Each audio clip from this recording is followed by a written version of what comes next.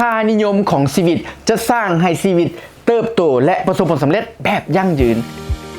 ท่านเข้าใจคำว่าค่านิยมเป็นอย่างบอค่านิยมก็คือสิ่งที่เราเชื่อมั่นสิ่งที่เราเชื่อถือสิ่งที่เราศรัทธาสิ่งที่เราไว้วางใจการเลือกค่านิยมแล้วปฏิบัติตามค่านิยมของตัวเองนั่นจะให้เรามีความสุขจะให้เราประสบผลสำเร็จและเติบใหญ่ในชีวิตการเลือกค่านิยมมีอยู่3อย่าง1ก็คือเลือกสิ่งที่ว่าตนเองเชื่อถือหรือว่าเชื่อมั่นศรัทธาที่สุดสำหรับครูเซงแล้วมีความเชื่อว่าการให้เป็นสิ่งที่ดียิ่งให้ยิ่งได้ยิ่งให้ยิ่งประสบผลสำเร็จยิ่งให้ยิ่งได้ยิ่งให้ยิ่งมั่งคั่งทางมียิ่งให้ยิ่งได้ยิ่งให้ยิ่งชีวิตก้าวหน้ายิ่งให้ยิ่งได้ยิ่งให้ยิ่งชีวิตเจริญนั่นเองและค่านิยมที่2ก็คือเลือกเฮ็ดสิ่งที่ตัวเองฮักที่สุดลงไหลที่สุดในชีวิตสำหรับครูเซงเองแล้วการได้ออกกำลังกายการได้กินอาหารที่ดีหรือว่าการเข้านอนไวการอ่านปึ้มนั่นคือสิ่งที่ครูเซงฮักและลงไหลที่สุดและค่านิยมอันที่3นั่นก็คือเลือกเฮ็ดสิ่งที่ตัวเองถนัดและเก่งที่สุดสำหรับค่านิยมของครูเซงเป็นการแบ่งปันความรู้ให้แก่ผู้อื่นเป็นการสร้างแรงจูงใจเว้าโน้มน้าวสร้างแรงจูงใจให้แก่องค์กรนี่เป็นสิ่งที่ครูเซงถนัดที่สุดเพราะฉะนั้น